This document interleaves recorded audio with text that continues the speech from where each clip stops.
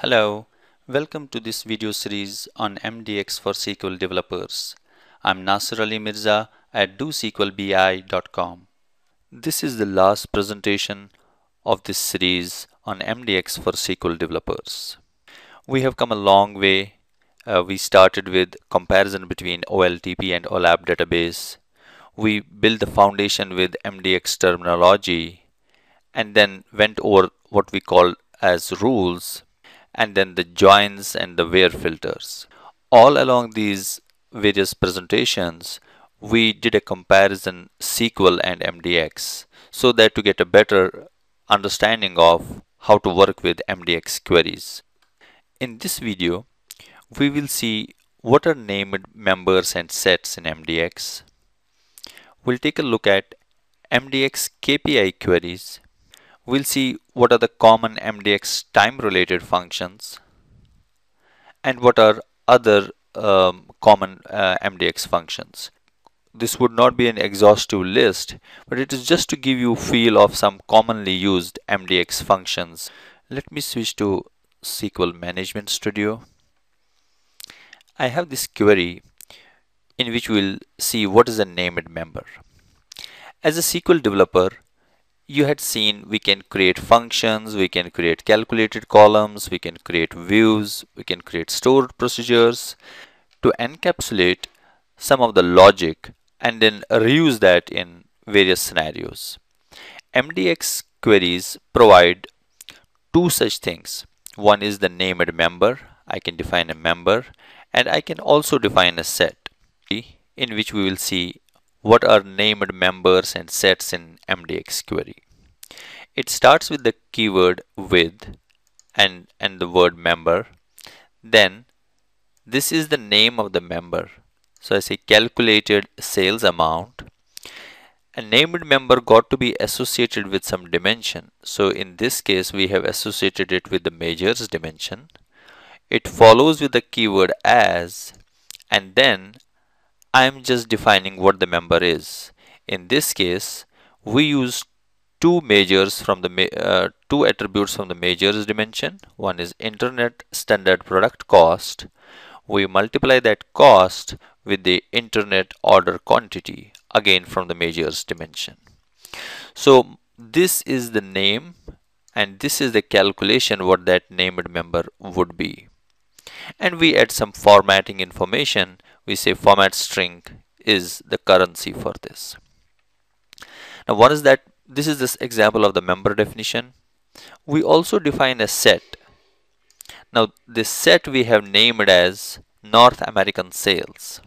Again it follows with the as definition, and then like we would use a set on any of the axes, we'll follow the same format. So this set is made of two tuples.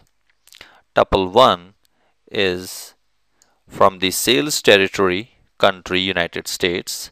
Another one is Canada. So that is the set definition I have done.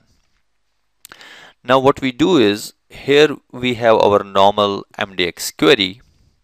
In this query, on axis 0, we are making use of the calculated member, which is measures.calculated sales amount on axis 0, and on axis 1 we are making use of the North American sales set that we have defined in this query.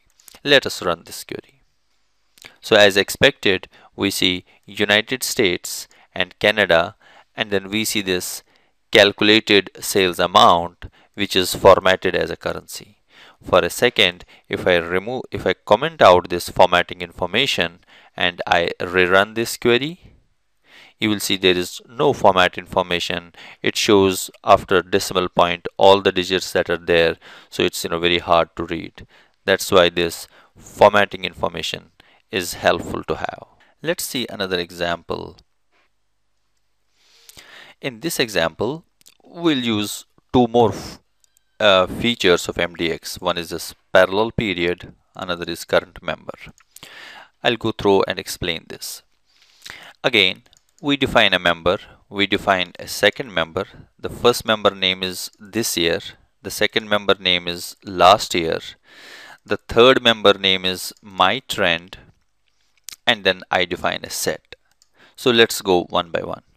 in the first member, we are making use of measures.internet sales amount, and we are referring to attribute from the date dimension, which is date physical.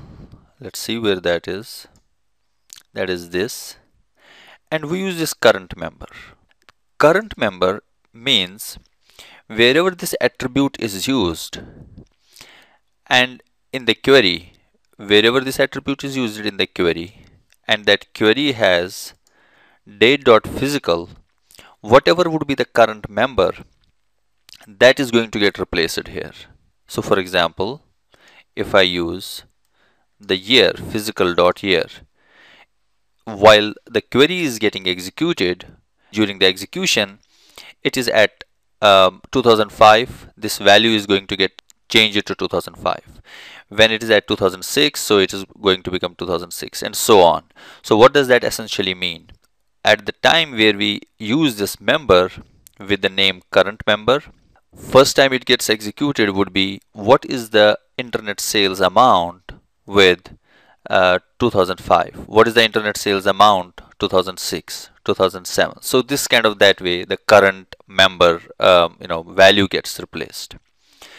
Then see this second member. Second, what we do is we want to see what was the previous year's internet sales amount.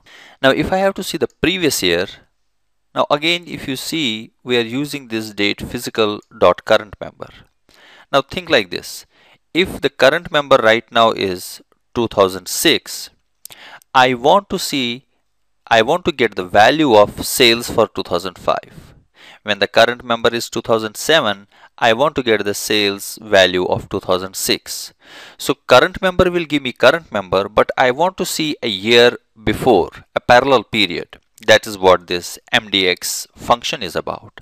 Now the way you use this current parallel period is, you first say what is the hierarchy that you are going to use. So we said that we will use date physical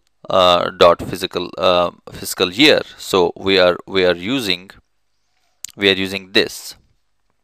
Okay, and what parallel period does is we ask it to give us a parallel period which is parallel by one period back. So if this is 2006, one period back would be 2005. So this is going to, the net result of this one would be, when the current member is 2006, this is going to result in 2005, and so on.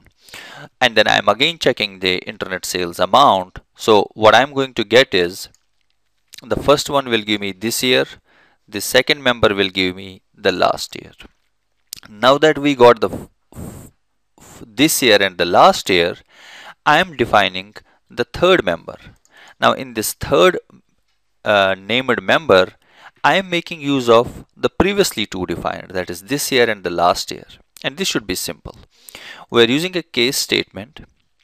In the case statement, we are saying when this year minus last year is equal to 0, that means the previous year and the this year sales were same.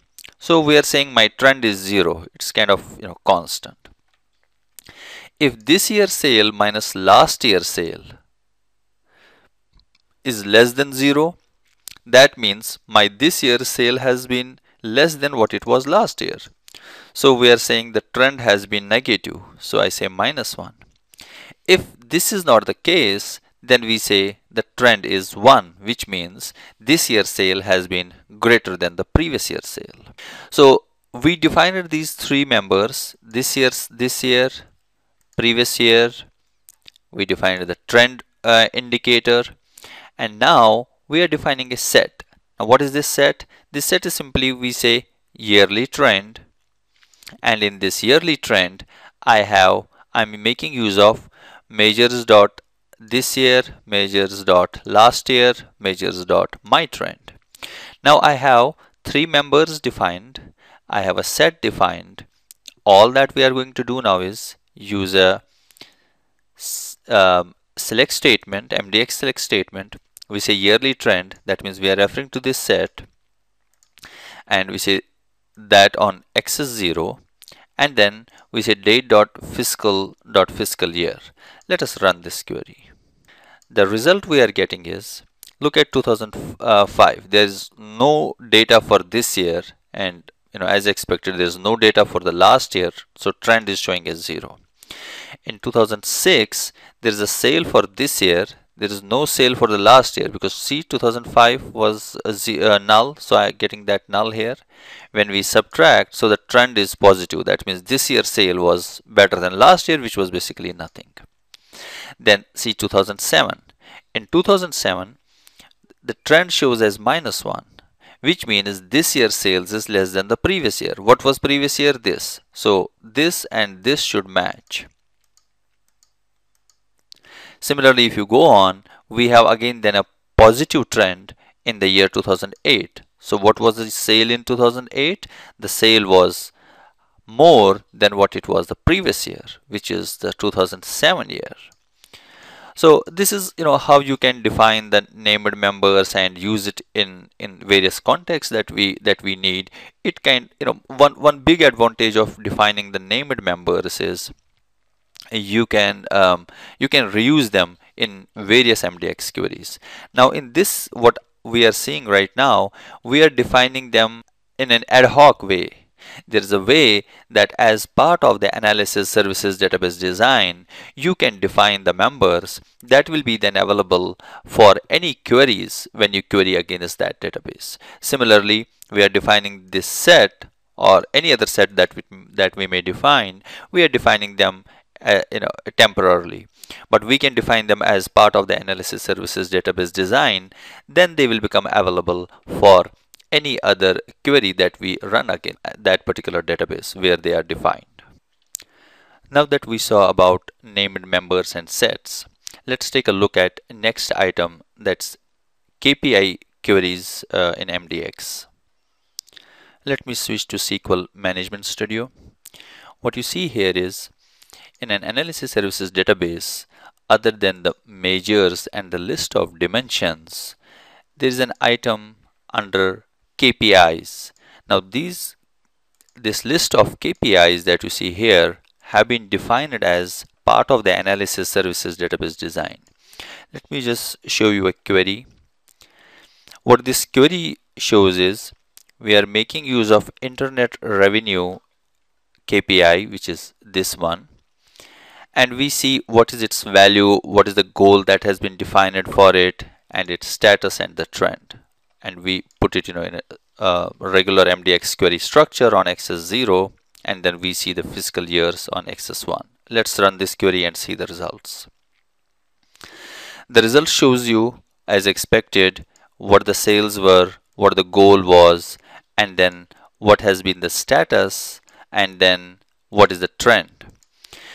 Now to just give you an idea, we saw in the previous example when we created our own trend query with named member and the set, where we defined this year and the previous year, then did the comparison. All that you see here, it is more or less done in the same way, but instead of doing it in an ad hoc way, these definitions go as part of the database design. So there is a MDX script which brings out the sales amount. Then there is an MDS script written as part of the database design which gives the goal, and then based on that there is a calculation which gives you the status, and similarly the trend. This was just to give you a feel that once those KPIs are defined as part of the database design, how we can access them from the MDX queries. One last item to add is KPIs belong to measures hierarchy. So just to keep that in mind, whatever would be the rules applicable because of that. I'm Nasir Ali Mirza at DoSQLBI.com. Thanks.